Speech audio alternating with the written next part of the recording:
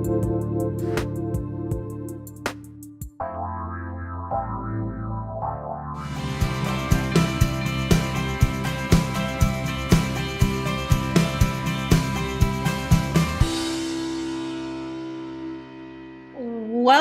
to the Kornelia Stephanie Show, everyone. I'm so excited for this brand new series that we're rolling out, the series of the stories of hope. And this new series is a series that you can catch on the first Friday of every month at 12 o'clock Pacific time. What's so great about this new series is that you're going to hear stories of hope. You're going to hear stories of people that have come insurmountable challenges and that have experienced deep trauma and that have experienced challenges, deep challenges, yet they have turned their challenges into wins, into victories. And I don't know about you, but now more than ever, we need those positive messages, those positive influences, those positive examples of what it is that we can do to raise our vibration, to be better stewards of our physical bodies, of the earth, and really to support each other to build a more sustainable lifestyle. And I don't know about you right now, but one of the ways that I like to always check in is I like to check in and find out how everybody's feeling. Because right now, with all the world events that are playing out, big time, huge pandemics that are taking place, the coronavirus, we've got that going on as a pandemic. We've got violence and racism as another pandemic, and that has been for a long time. So there's a lot of feelings that people are feeling right now. And really, I know Black Lives Matter, and everyone, all of us matter. We all matter. And I want to, really ask you now to check in with yourself and see, how are you feeling? How are you coping? How are you dealing with everything that's going on right now? And what is it? How are you managing? How are you managing? Because everybody is in a different place and everybody has feelings and they all matter. We all matter. So that's what I want to do, is really get you to check in with how you're feeling, and then maybe reach out to someone. And if you need somebody to talk to, if you need to go vent to someone, if you need to be held, if you need to have somebody listen to you, or if you're feeling strong and you're feeling like, I want to reach out to this person and check in with them and check and see how they're feeling. Because the one thing is that let's not talk about it. We need to talk about it. We need to talk about how everybody's feeling. And once we can see it, once we can feel it, once we can acknowledge it, we can heal it. And that's what I see for all of us today, is that I see that we can overcome and heal what is happening for us on a global scale, and let the healing begin. So I just wanted to speak to this. It's June 5th, Friday, June 5th. I'm so excited for our first guest. Let me tell you about who she is. This is Amy Walker. Amy Walker is her AKA is the dietista. And Amy is going to talk to us today about how to be the boss of your body. And she has been on several different podcasts in Seattle. She's calling from the UK, which I think it's absolutely amazing that she's joining us today from the UK. Welcome to the show, Amy Walker. Thank you so much, Kornelia. It's so lovely to be here. As Kornelia said, my name is Amy. I'm known as a dietista. I am a nutritionist with over 13 years experience helping people heal their guts. Well, people in a digestive crisis heal their guts and be the boss of their bodies. So I take people through a bit of a journey, but before I kind of get onto that, I just want to talk about my own. And the reason kind of why, and I think it's really applicable for the now, the reason why I help people be the boss of their bodies is because if you can be the boss of your body, like really be the boss of your body, that can translate across to every single area of your life. But first of all, you really need to make sure that you are in the correct mindset and you are putting yourself first. And what I mean by that is this: I wasn't. And my story starts in a living room in somebody's house who I'd never met before, on a group in a group event with a self-help professional there that day to teach us women self-love. And I decided to have my eureka moment where I cried in public, which is something, as a typical Brit, I just do not do or did not do at the time. And I decided to have that day in a room with a room full of complete strangers. And it was the most terrifying yet fantastic day of my life. We'd been on this journey, and I perhaps wasn't making great choices for myself. And this is why I'm telling this story, because I'm a nutritionist, and I help people with making good choices for their diet, healing their guts if they've got IBS and ulcerative colitis. I am brilliant at fixing that. However, there are things happening in my life, whether it be with the people I was dating or the food that I was eating. I went through a phase of perhaps drinking too much, and that was because, as it transpired, I did not have enough love for myself at all. And even saying this on a show like this today is something, if you'd have met me 5 years ago, it just would not have happened. Because I was the type of person that held it all together. Everything was fine. If you did that, this would happen. Completely disconnected from myself, from the planet, from the human beings around me, and all the relationships that I had with my family, my friends. And I really couldn't understand why it was that certain things in my life, I class myself as a nice person, certain things in my life weren't quite happening the way I wanted them to. And it all transpired that we were in a room and everybody was going around and, really letting everything out beautifully and talking about the things that they were scared of and the things that they weren't happy with within themselves, within their lives, and they're being very, very raw and emotional. And I remember sitting there, not putting my hand up, hoping it would all happen and just go. And I'm thinking, I'm not speaking. I am not speaking. This is not happening for me. I'm not buying into this. Absolutely not. And you know what? I got away with it. I actually got away with it until he came around the room and he said, okay, everybody, one last exercise before I go. He said, put your hand on your heart, taking a deep breath. So I did. And then say to yourself, I love you. And I could not do it. And right at the end of the session, almost free, I just broke down into tears. And it was the most beautiful and terrifying and vulnerable place I have ever been in. From that point, I decided that I was going to start making better choices for myself and look into what was going on with me. A very long story short, and with a lot of fabulous help, I was able to identify that I needed to respect myself more, love myself more, and actually start putting me first, saying no to everybody that I was helping, which was everyone, depleting myself completely, saying no to people that, I just didn't have the capacity for, not the love or the want to help, but the capacity for, and actually start making the decisions in my life that benefited me.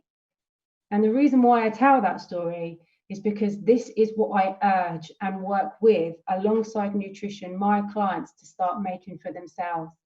because without putting yourself first and actually truly feeling how worthy you are never going to be able to push past or be consistent, heal your health, have good relationships, you know, go on your entrepreneurial journey, travel the world if that's what you want to do. You have to find it within yourself. Amy, incredible. I love the whole dialogue and getting us to love ourselves more. That's the place it has to begin.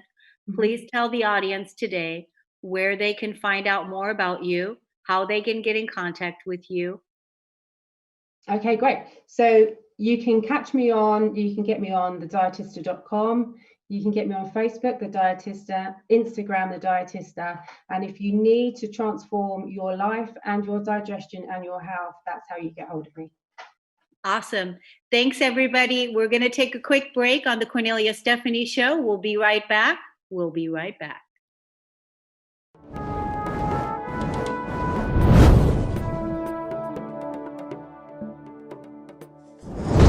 Welcome back, everyone. Thank you so much for listening and tuning in. It's an awesome show that we have today, and I'm super excited to introduce you to our next guest. Our next guest is Toni Black, and Toni is a mind-body life coach. She specializes in helping adults transform through play. I'm super excited to welcome you to the show, Toni Black. How are you? Oh, I'm so glad to be here. Super happy to be here. I am doing well. How are you? I'm doing really great too.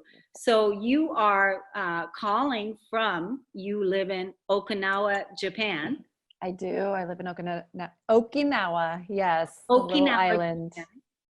And this is I just love how, how technology is able to bring us together, even though, we have the social distancing that we've been experiencing. And at the same time, there is also another level of connection taking place that normally we might not have taken advantage of. And that is through, doing these Zoom recordings and meeting each other online more and more and more. And so that's what you're here to do today, to share with us what your story of hope is, what your core message is, and share with us share with our beloved audience an inspiring tale of your core truth. Thank you. Well, I'm excited to share. Okay. Yeah. So my core message today has to do with finding your truth in struggle. In my life, and I know that in all of our lives, most of our lives, we have lots of stories of transformation. Mine started with abuse, tragedy through my daughter's birth. She was born with 8 feet of intestines outside of her body. I was homeless, institutionalization at one point. Triumph of moving overseas. I moved from New Mexico to Germany and now to Japan. So it's been that's been a fabulous experience. And also coming to terms with being gay. So life's been very, very interesting, full of transformational experiences and opportunities. But life as I know it today really began when I met my wife and I invited her to live with me in Germany. And her daughter, eventually she came to live with us as well. And it was a very challenging experience, mostly because my wife didn't have, at the time she wasn't my wife, we couldn't get married quite yet. We had a lot of struggles trying to get her to be recognized as a citizen in the military community. And eventually things started to fall into place, thank goodness, and we were able to get married, and it was just a great, wonderful, happy day. And so yeah, that was a great triumph. And her daughter ended up, she was living with us before, she ended up moving back to the States. And everything was just, it was just so hunky-dory and just so fantastic and rosy. And we really just did feel on top of the world at the time. Until one night I woke up and it was about, I want to say about 5 o'clock, 4 or 5 o'clock in the morning. And I woke up with this pounding headache, and my wife's phone just kept ringing. And finally she picked up the phone, and it was her older daughter, and she was crying, and she was asking us to come back because her sister had taken her life. And so quickly we made plans to go back to the States to attend the funeral of her daughter. And when we went to the funeral, it was just, it was a surreal experience. It was just everything. I was a mover and a shaker, and I was really into working out. I'm a NIA practitioner, and I was teaching classes, and I was very, very active. And right there in that moment when I felt the weight of this news, I just couldn't move. I could barely even breathe. And so when we went back to the States, I went to the funeral and the wake, and just seeing her daughter was, at the time she was 13 years old, the one who passed away. And at the time, I remember seeing how many children were present for her funeral. And I even remember her best friend coming in to the funeral home. It was an open casket, which I just will always just be very angry about. But I remember her best friend came in to the front door, from the front door of the funeral home, and just seeing the way that she fell apart at the sight of her best friend and in that casket. And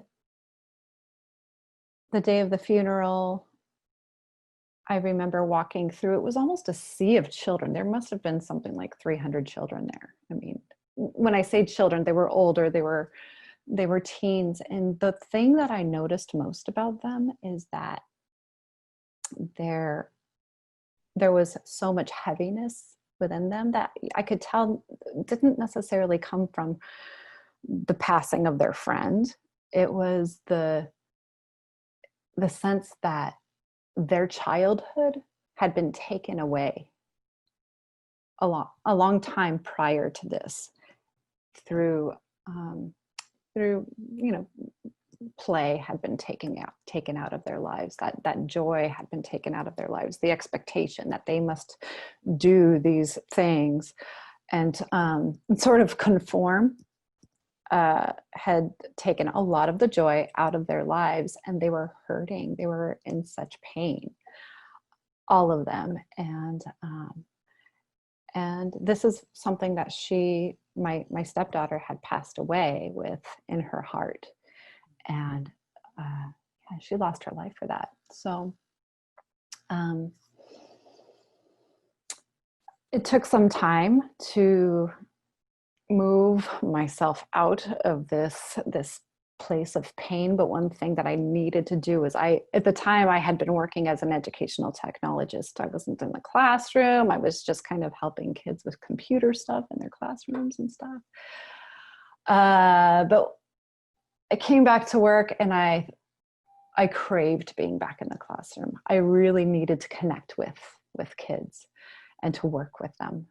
And the one thing that I pledged was I would bring play back into their classroom day. And so I would take them outside. We played. I emphasized play a lot more than I did sitting down. I do not believe that children should be sitting down in classrooms. But they really need play. And it was just so cathartic and so healing for me to be able to watch them play, to see them interacting with one another, to see them interacting with trees and nature and, just their environment, because this is something that kids just don't do these days. It's not what they have. They have, they're born with screens in their hands these days, and they don't really understand what it's like to interact with their environment. And so this was giving them the opportunity to interact with their environment. They were learning a lot more about the way that their environment works and how relationships work. And they were able to understand a lot more about what they read. And so their academics actually ended up flourishing. So they were doing very, very well. And the best part was that they were able to keep that sense of joy and wonder and magic, alive as long as I was with them there in the classroom, which was it was so healing to me because I was able to reconnect with my own magic and my own joy. And this is something that I have continued to work on within myself, but it's also something that I believe all adults need. I think a lot of us had this, had our joy and our magic kind of almost beaten out of us throughout time. So yeah. What you're saying is it's time to get our joy back, to get our sexy back, to get our play back. Yes. Right? Is that what you're saying? Yeah. Yes. And there was just so much truth in the struggle that I had experienced. I reconnected with the parts that I just loved about my life way back in the day, with art and music and creativity and movement. So yes, I believe that adults need to do the same thing. And today I focus every day on connecting with sensations of joy to find that truth. And so yeah, if you're hearing this today, life struggles are just full of juicy bits of truth, even though, they might be the biggest painful struggles, but there is so much truth in in those experiences.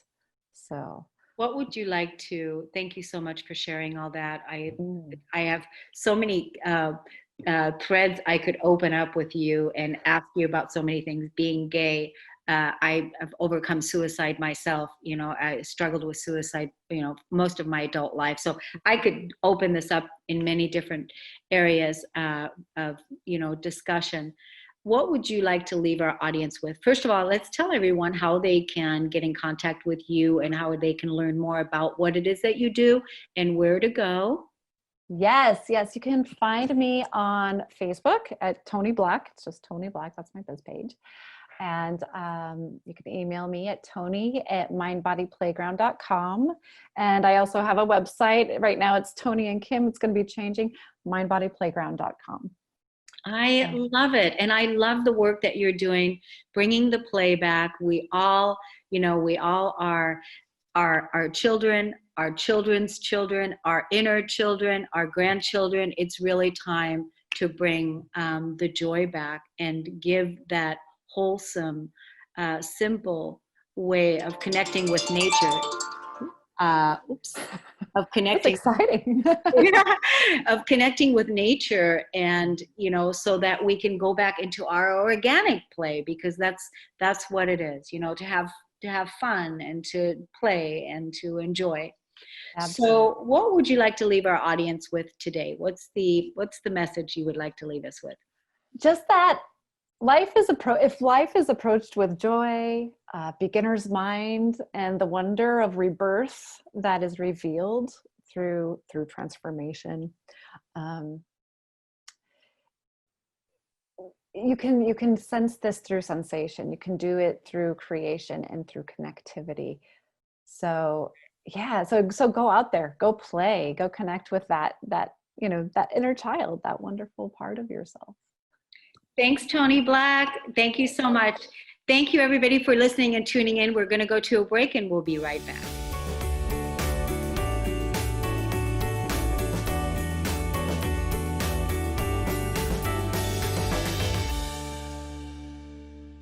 Welcome back, everyone. Thank you so much for listening and tuning in to today's series of Stories of Hope with Kornelia, Stephanie, and friends. I'm going to get straight away into it, and I'm going to introduce you because we're going to want to talk to this lady. Her name is Kathy Nubith. Is that how? Nebith? Nesbitt. Nesbitt. Welcome to the show, Kathy. It's nice to have you on. Thank you. Yes, and so let's tell the audience a little bit about you. So you are here to talk to us about how to live a sustainable life, and you are a health and wellness advocate. You are the founder of Kathy's Crawley Compost, right? And you are the founder of the Sprouting Club and also the Laughter Club. And so I can't wait to hear a little bit about both of those. And you are an award-winning, multi-award-winning environmental innovator and you put on workshops around your communities about how to help people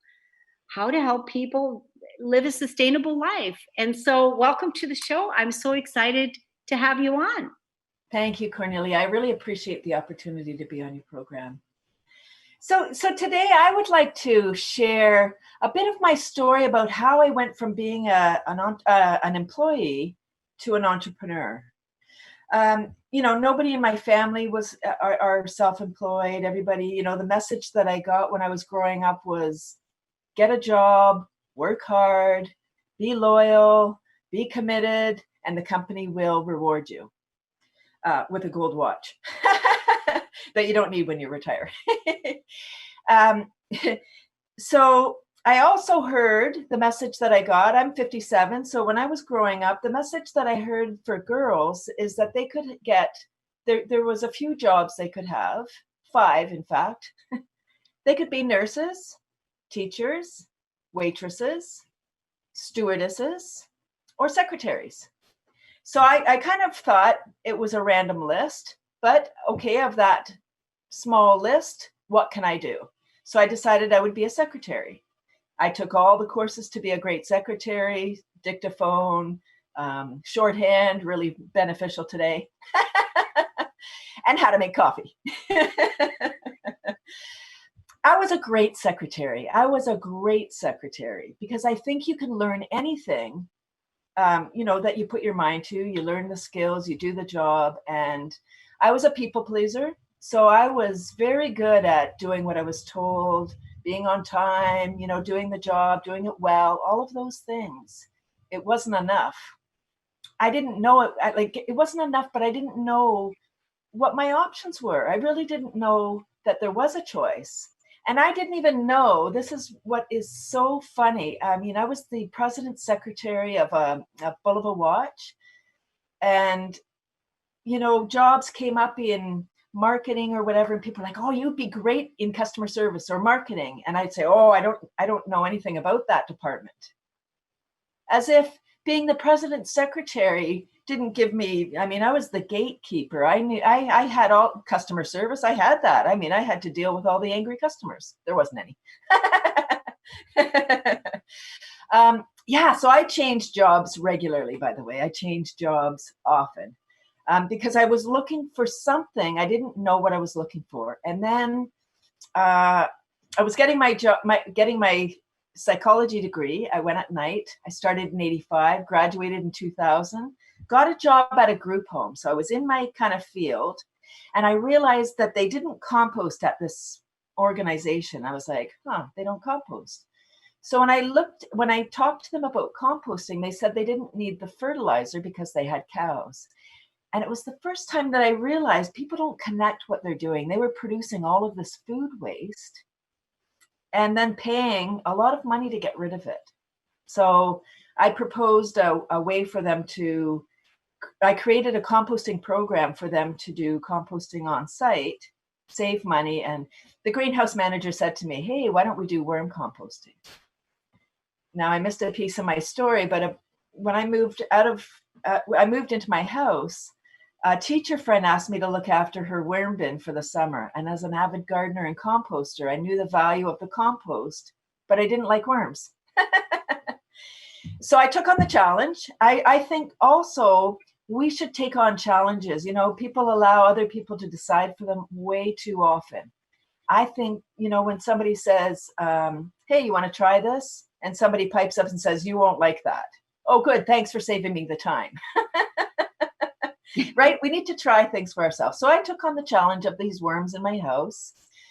It was a nightmare. I mean, I had a fruit fly explosion. It was horrible, but I really wanted to keep the worms alive. That all happened because now I'm a worm farmer. But so at the end of the summer, you know, it was a big ordeal to separate the worms in the compost.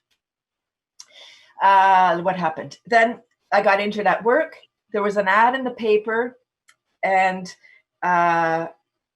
it said, are you a woman? Do you have a business idea? And it was a 6-month course to write a business plan. So I said to my husband, I'm quitting my job at the group home. I'm taking this course. I'm starting a worm business because I knew the value. I mean, I missed a piece in there. People will have to visit my page for the rest of the story. So I took that course. That was 2002. And then I started my business. In 2002, there was a garbage strike. Now my business is indoor composting with worms in the house. I'm just outside of Toronto, 6 million people, half of them living in condos or townhouses without outdoor space for composting. In 2002, our landfill closed and we started shipping garbage to the United States. Not just out of Canada, we shipped our garbage to Michigan. Can you imagine? No, I can't. I've never heard of anything like that. Ridiculous. About 200 garbage trucks were making their way from the Toronto area to Michigan every day, Monday to Friday. 1,000 trucks per week. Wow.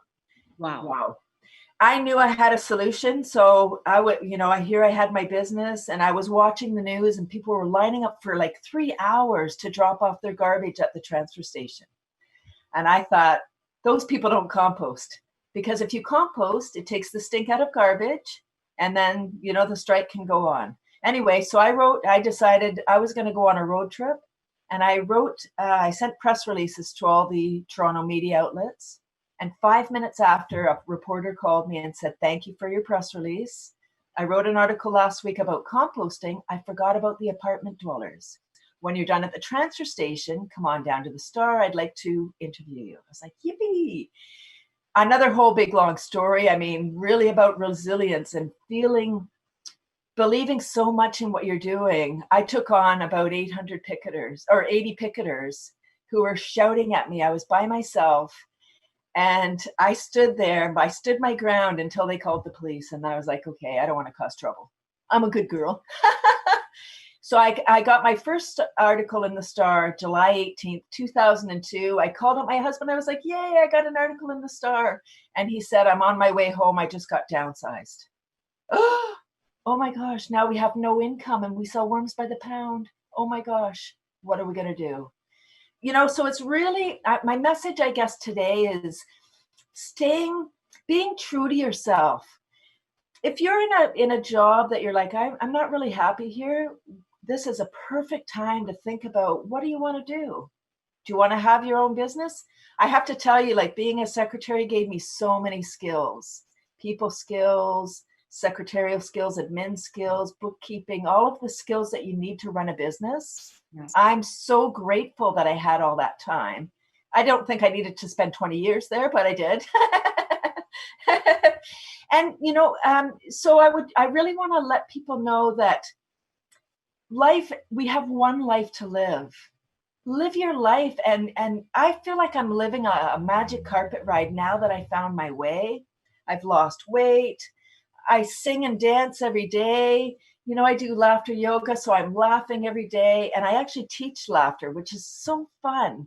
I think as an entrepreneur, you're always finding, like, how else can I make money? You're always, you know, dependent on yourself for income. So always searching for, what else can I do? What else brings me joy that I can bring joy to other people at the same time? You know? That is such a beautiful, exactly perfect opportunity for us right now, for so many people out there that are facing, the situation that you're talking about. I love your story. Please let's tell the audience how they can find out more about you. Oh, yes, please. Thank you. So they can visit my website. I have a few, but I'll just give you one. It's kathyscomposters.com. I'm on Twitter at Squirm, Facebook, LinkedIn. I'm all over social media. And a little tip, I don't even have a cell phone. You don't even have a cell phone. So you I don't have, right? Yeah, I absolutely love your message, and I love your perseverance and your tenacity to stay the course and be true to what it is that that you were passionate about. And I love the part that you talked about early on, and that is take on the challenge. Take on the challenge, and you did that, and look at you now. I mean, this is incredible. I definitely want to talk to you further, on another show, have you come back again and talk to us about laughing yoga. we Oh, we yes. definitely need more of that. Kathy, it's been an honor and a pleasure. Thank you so much for listening and for tuning in today, for coming in and sharing with our audience about how to be an entrepreneur, how to go from a job to an entrepreneur. Beautiful story. Thanks, Kathy. Thanks, everybody. We're going to take a break. We'll be right back.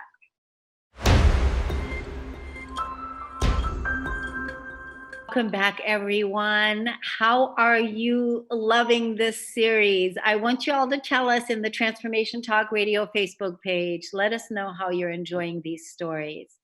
I can't wait to share with you now. This is another beautiful, beautiful story. The message that Dr. Venus is going to share with us. She is very well known all over the world. She's been on so many news media shows. She's been on CBS, on Fox. She's been on many shows out there in the media and also reality TV. So, welcome to the show, Dr. Venus. Thank you very much. I really do appreciate the time to talk to you today. It's wonderful that you're here because you have, generally your message, because you do everything with the body and fitness and health and wellness and all of that. And so today you want to talk to our audience about a very important topic, and that is how to stay out of stress, right? Absolutely. I think right now it's so very important to remember that as stressful as life can be, as trying and as much tension as there can be in life these days, that we always have to do our best to take care of ourselves. I, as a board certified physiatrist, that is what my specialty is in. I have my medical degree from the University of Miami, but my specialty is physical medicine and rehabilitation. And through that, I do work in the hospital in the rehabilitation unit. I work with patients who have suffered strokes or have had a brain injury or even a spinal cord injury. I try to restore their function and optimize it so they can live as fulfilling a life as possible, as optimized as much as they can be. But I've found that what my real true calling is to be able to keep people from seeing me in that rehab unit. I would love to be able to prevent all of the chronic medical diseases that actually lead to things like stroke and heart attack and things of that sort. So I put a lot of my focus into preventing that through making lifestyle changes, what you're eating, what you're doing in terms of physical activity, and absolutely what you're doing to manage the stress in your life. It is so stressful these days. I can't even describe, but I don't have to because all of us are living through it. And the reason why this has become particularly important to me is mostly because of a couple of years ago, actually 4 years ago now, my father suffered a stroke, and that absolutely crushed me. Here I am, I'm a physician who cares for people with stroke. I help support the families learn how to manage their loved ones and the new stroke that they are now having to deal with. that is what I do for a living. I deal with it day in and day out. And here it happens to me, and it absolutely crushed me. I was devastated. I've been a fitness competitor. I was a fitness competitor for 20 years. So dieting, very strict dieting, very strict exercise regimen was part of my life. And it was easy. I learned to make it easy because I just made it a very scheduled part of my life. Um, so it came naturally to me after 20 years. It came naturally to me. And these things that were natural, all of a sudden, I just shoved aside. I didn't care about what I was eating. I didn't care about getting out there to try to do any kind of exercise. I just wanted to help care for my father and give him everything that he needed so that he could feel that he was still important, that he was serving a purpose in my life, that there was a purpose for him. But in so doing, I fell into this hole. Basically, it was a hole of apathy. I didn't care about my own well-being. It came to a point where I was sitting on a couch while my father was resting. I had given him a little buzzer so he could call me if he needed anything. And I heard that buzzer go off while I was watching some television, totally zonked out. And as soon as I heard that buzzer, such frustration and anger built up in me. I was exhausted, and here I was. I had to get up and take care of whatever he needed. And then right before I stepped into his bedroom, I realized I can't walk in here looking and feeling like this. I don't want him to see that frustration and anger in my face. And that's when I realized I had to do something. I had allowed myself to fall into this pit of apathy where it was affecting how I was going to be able to care for people I loved for. And that's when it kind of all turned around. I realized, as busy, as overwhelmed with my medical practice, with caregiving for my father, and just trying to manage life in general, as overwhelmed as that was, I had to find a way out. And I realized that the best way was just take one step at a time, take one rung at a time. If I'm climbing up a ladder, just one little step at a time. So the next day, I just decided to sit on this little recumbent bike, the type of bike that you have when you're sitting down, and pedal away for about 15 minutes before I headed off to work that day. That's all it was, 15 minutes. I didn't worry about the diet. I didn't worry about how long I was going to be on there. I just had some time to do 15 minutes. And then I said, okay, time to go to work. And that was it. I did that for a week. And all of a sudden, I just started to feel better about that one little thing. Here I am, the type who was able to train in the gym for an hour every day, eat 6 ounces of chicken and a half a cup of brown rice. I was able to do all of that before, but just that 15 minutes on the bike was all I needed to start making steps toward feeling better and doing things better for myself so that I could do things better for others as well. That's so powerful. I'm so inspired by that. And I know our audience is too. 15 minutes. Brilliant. It's brilliant. It's brilliant that 15 minutes is all it took to jumpstart, a new way out of the place where you were feeling. Yeah, And so absolutely. Just one little step, because that gives you the energy to then maybe, oh, okay, today I think I'm just going to say no to all that snacking in between. Let me just do that. And then that's the next little habit. That's just going to make you feel even a little bit more better. Yeah. And so that's the one thing. So what is it that our audience can do now, right? For 15 minutes that they can jumpstart. What would you like to, let's tell the audience where they can look you up and find you, because I'm sure that you share on your social media. How can people get in contact with you? Oh, absolutely. You can jump over on Instagram. You can find me easy, Doc Venus, DOCVENUS. Or if you're more of a Facebook person, Dr. Venus, and you'll just spell out Doctor, DOCTORVENUS. Yes, beautiful. Thank you so much. What do you want to leave the audience with today? Just, we have like 2 minutes to wrap it up. What do you want to give them a call to action to do? Well, today, I just want you to think, I'm not even going to ask for 15 minutes from you. All I want you to do is take 3 minutes. do a 4-7-8 breath. Inhale for a count of 4, hold your breath for a count of 7, and then exhale for a count of 8. Do that 4 times, and you will immediately start to feel better. You'll feel more calm in these stressful times, and you'll lower your cortisol levels, which can do a lot to increase all of your risks for so many different chronic diseases. Oh my God, Dr. Venus, I love that. We're definitely going to be putting this down underneath the links to do this particular breath, because cortisol is a big stressor, right? Absolutely. Body. 4-7-8, easy to remember. Thank you so much. This is awesome. Very inspiring. Thank you for the work that you're doing out there in the world and for being who you are. And, maybe you'll come back again and we'll talk about another topic at some time in the future. Would Thank love you to. so much. Yes.